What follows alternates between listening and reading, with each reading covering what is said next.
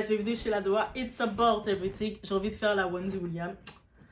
C'est maintenant qu'on a le tea, guys. C'est maintenant qu'on a le tea. Après près de 30 ans, c'est maintenant qu'on a le tea. Ok? Et oui. C'est de quel tea qu'on parle? On parle d'un tea de loin, là. On va dans le temps de Bad Boy Record. On parle dans le temps de la scène musicale afro. Dans le temps que Brandy chantait en 90 avec un certain Mace, un certain Shine. On sait que Shine, ce rappeur-là, c'est lui qui avait pris 10 ans de prison dans la fusillade, comme Diddy, il avait été traité avec lui, bref. Tout ce qu'ils ont en commun, c'est Diddy. Et de quel tic on a? Et je vous dis, des années plus tard, une histoire refait surface parce qu'il y avait un podcast. Vous savez, depuis l'histoire des podcasts, c'est une chose, mais maintenant que les personnalités, les célébrités commencent à participer au podcast, et ils ont envie de nous dire des choses. on a accès à leur Congosa, à leur gossip, guys, et on va regarder le tout ensemble. Aujourd'hui, tout le monde en parle, du côté américain, surtout anglophone, mais personne n'est d'accord. Alors, la vraie question, qui dit la vérité? Donc, oui, qui dit la vérité? Allez prendre votre thé aussi, on va le faire ensemble. Cheers! Tu sais, à la Wendy Williams, là. It's about the... How you doing? Oh my God, j'ai mon petit thé. Bref, on y va. On en met un like, on booste la vidéo, on s'installe avec notre thé. Dites-moi c'est quelle saveur de thé que vous prenez. Moi, c'est quelle saveur j'ai pris. En tout cas, moi, j'ai pris deux tasses. C'est des thés rouges, là. C'est 4 o'clock. Je sais pas si ça existe en France, en Europe, où est-ce que vous êtes. Mais c'est ça que j'ai pris, puis j'en ai mis 2 sachets. Parce que j'aime ça quand c'est bien infusé. Le thé est bien infusé. Comme notre Congosa chez la Doha est toujours bien infusé. On y va, guys. It's a brawl.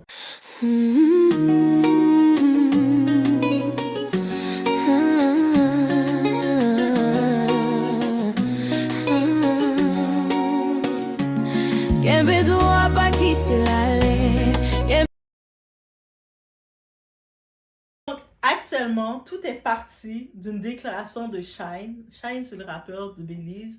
Il avait voulu être dans la politique dans son pays au Belize, bref, après sa prison, bref. Lui, lors d'une déclaration là, dans ses podcasts, Breakfast, il affirme avoir eu une relation avec Brandy dans les années 90. Donc, il avait trop besoin de le dire. C'était dans ses tripes, malgré qu'il a fait ses 10 ans de prison, malgré qu'il a eu un parcours dans la politique, malgré qu'il y a eu plein de situations avec son ex-femme, malgré qu'il y a eu plein de choses à parler. Mais lui avait envie de rappeler aux gens qu'en 90, il fréquentait Brandy. Et il voulait le dire. C'était dans son cœur de le dire, ok? Et puis en plus, il est un petit peu shady. Il disait, au même moment, Brandy, elle sortait avec lui et l'autre rappeur Mace en même temps. Et c'est tellement l'ironie de tout ça. Lui, c'est un artiste de Diddy, Mace, c'est un artiste de Diddy. Est-ce que c'est Diddy qui les a présentés à Brandy? Ah, je commence à me demander. Et bien entendu, Brandy, là, c'est une chanteuse qui parle jamais de ses relations, tout ça. Depuis qu'on la connaît, on a su qu'elle a un enfant, mais on n'a jamais entendu présenter ses histoires d'amour. Donc, Brandy, elle a tout de suite répliqué, elle a répondu clairement, on n'a jamais été ensemble. Elle a même fait une publication suite à ça. Et la honte. Et là, maintenant, c'est la guerre des versions. D'un côté, Shine, il affirme qu'il a eu une relation réelle. Ouais, c'est une vraie relation qu'il dit. Leur histoire était cachée. La vérité est réécrite. De l'autre côté, on a Brandy qui dit c'était une relation platonique, bro. C'était une relation platonique. C'est-à-dire, je te vois, je te disais, bro, je te checkais. Narration, elle dit c'est déformé. Besoin de remettre les choses au clair. Donc, c'est comme, vous en commentaire, vous allez me dire quelle version vous croyez. Quand 2 versions s'opposent, la vérité devient un champ de bataille. Et bien entendu, on ne peut pas parler de Brandy sans parler de son petit frère Reggie. Moi, je dis, Reggie, c'est une bénédiction et en même temps, c'est le chaos pour Brandy. Où est-ce que Brandy est très tranquille dans sa vie privée et tout, Reggie, il apporte tout ce que Brandy ne fait pas. Donc, lui, Reggie, suite à ça, comment vous... Par contre, ce que j'aime avec Reggie, il va toujours défendre sa soeur, sa grande soeur, parce qu'il a un petit frère. Il est toujours là pour défendre sa soeur. On peut pas le reprocher. C'est juste que Reggie, c'est comme un éléphant dans un magasin de porcelaine. Tu prends un éléphant, tu le déposes dans un magasin de porcelaine, qu'est-ce qui va arriver? Du désordre. Mais sinon, il a toujours des bonnes intentions. OK? Et là, ça devient chaotique quand Reggie débarque pour défendre sa soeur comme à l'habitude, mais de manière très explosive, ben, j'ai envie de dire comme à l'habitude. Reggie, on se rappelle, c'est lui la dernière fois qui s'était retrouvé en confrontation lors de la fête d'Halloween là, avec les bébés bad boys. C'est lui, Reggie. Lui, Reggie, il y va tout de suite avec des menaces, la colère, réaction impulsive, puis suite à ça, ben, il a fait des excuses publiques en disant à sa soeur, je suis désolée, tu sais que je voulais te défendre, mais je sais que c'est pas ta ligue. Toi, t'aimes pas cette image-là de trash, tout ça. Mais je suis désolée, grande soeur. Mais tu me connais là, je vais te défendre. Défendre quelqu'un, c'est bien, mais pas au point de créer un autre problème. Et puis, Reggie s'est allé loin là. Il était comme presque rendu à menacer. Parce que dans le podcast, il y avait l'autre rappeur Cameron. Et il y avait Shine. Il y avait qui d'autre encore? Il y avait d'autres. Je pense que Mace aussi était là-bas. Ils étaient tous là et puis ils parlaient. Puis lui a dit, Reggie est en train de leur dire, j'ai appelé les Crips, vous allez voir. Parce qu'on se rappelle que Crips, c'est les bleus. Snoop Dogg, il est dans les bleus aussi. On sait que Snoop Dogg, c'est le vrai cousin de Reggie et de Bundy. Est-ce que c'est un lien comme ça qui dit qu'il a des contacts? Reggie est très impulsif, Asino, gars. Il est pas méchant. Vous pouvez être son ami, il est juste impulsif. Donc, pourquoi maintenant, tu sais, on est en 2026, pourquoi des histoires des anciennes relations qui n'étaient pas confirmées? Tu sais, comme, les gars, vous faites une relation secrète avec une fille pendant aussi longtemps. Là, maintenant, les années passent, la fille a tourné son bord et vous ne calculez plus. Et vous voulez encore faire du buzz sur elle. Bundy, elle a bien fait, en vrai, de dire. Non, c'était dans ta tête. C'était platonique. Platonique. Brandy, ça c'est quelqu'un, mettons, ça j'avoue pour Shine, ça l'a fait un choc. Lui, il voulait brag, il voulait se vanter de l'avoir fréquenté. Elle a dit, c'était dans sa tête.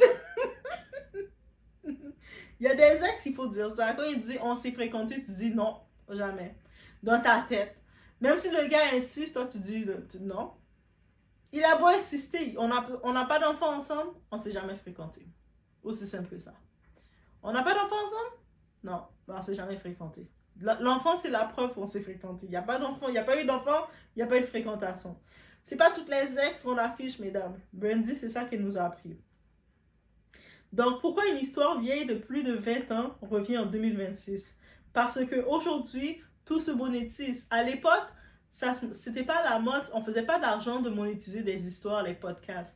Maintenant, ça se monétise. Il fait que les vedettes aussi veulent monétiser leur histoire. Hein?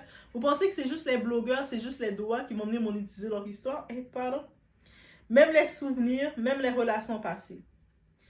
On va être honnête. Dans l'industrie, l'image est contrôlée. Les histoires sont filtrées. La vérité est parfois adaptée. Donc, qu'est-ce qu'on retient?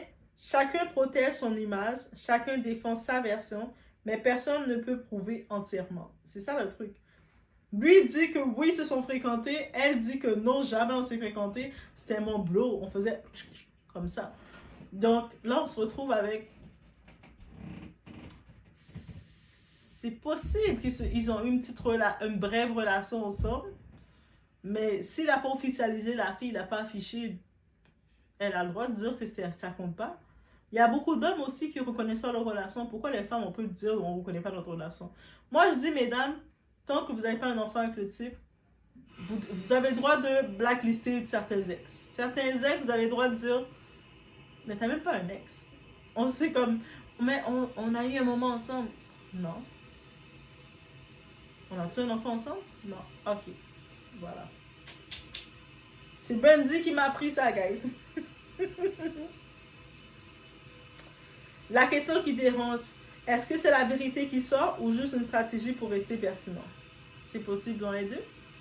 La réalité Peut-être qu'ils ont vécu quelque chose, peut-être pas. Mais aujourd'hui, ce n'est plus une histoire d'amour, c'est une guerre de narration. Et dans ce genre de situation, la vérité dépend souvent de celui qui parle le plus fort. Si tu veux en savoir plus d'histoires, n'hésitez pas de vous abonner aussi. Je pense que je ne dis même pas assez souvent, j'oublie de dire de vous abonner, donc n'hésitez pas à vous abonner. On regarde un peu de partout les actualités et on regarde aussi la leçon qu'on peut en retirer dans tous les cas. Oui, ça fait vraiment drôle de se dire qu'une histoire d'amourette, un petit flirt, une histoire, une situationship qu'on appelle ça aujourd'hui, ressort dans l'actualité et puis elle est déposée sur nous, sur la table pour qu'on débatte. C'est comme, d'un côté, je me dis qu'il a probablement été très insignifiant dans la vie de Brandy, qu'elle n'a pas envie de... Elle n'a pas envie d'assumer ça. Elle a le droit. De l'autre côté, Shine, pour ces raisons, ben, il se sentait fier de dire qu'il l'a fréquenté. Donc, il a vu son évolution. Parce que dites-moi, mesdames, là, dites-vous que... Tu sais, des fois, aujourd'hui, le gars te fait de la misère, il ne calcule pas. Le moment que tu tournes le dos et puis c'est quand il te voit évoluer, il va vouloir mettre possession sur toi. Dire que, ah, j'étais avec elle, hein. Là. Il va vouloir. Ça veut dire que c'est toi qui décides ta narration finalement. Lui il décide de faire une narration, toi aussi tu décides ta narration. Tu dis non. Moi je vais pas prendre ce que tu veux que je prenne. Je prends ce que j'ai envie de prendre pour ma vie. Ma vie, je suis le personnage principal de ma vie. Et si t'as aucun rôle dans ma vie, ben t'as aucun rôle dans ma vie. Ou le rôle que je t'ai donné dans ma vie, t'étais platonique. T'étais juste un gars comme ça que je faisais check. Bro, je t'appelais frère. Donc, si j'ai décidé de garder ça comme dans mon histoire, dans mon film, qu'est-ce que tu vas faire? Mais on était ensemble, mais qu'est-ce que ça change? Fait que laisse-moi savoir qu'est-ce qu'ils ont pensé de cette nouvelle. Et on est allé loin. 20 ans plus tard, les gossips ressortent. Et c'est même pas nous qui le ressort. C'est Chime. En plus, Chime, il est rendu à 50 ans. Il va avoir 50 ans. Eh ben non, en plus, il a bien vieilli quand même. Mais lui, il trouve à penser qu'il a fréquenté une fille en 90. En plus, techniquement, il dit « Ah, mais la relation était secrète. » Et souvent, c'est les gars, là, vous aimez ça faire vos relations secrètes, et puis plus tard, vous voulez emmerder la femme pour dire « Ah, on était en couple. » Mais non, c'était secret. Si c'était secret, ça compte pas. Et Brandy, merci. Brandy m'a appris quelque chose. On n'assume pas toutes les relations. Donc, mesdames, sentez-vous pas mal de quelqu'un dire « Hey, on était ensemble, ou on est allé manger ensemble, ou quoi que ce soit. » T'assumes pas, t'as le droit de pas assumer, c'est ton histoire. C'est ton histoire. Donc je vous laisse sur ce, guys. Laissez-moi savoir ce que vous en pensez, on se retrouve au prochain.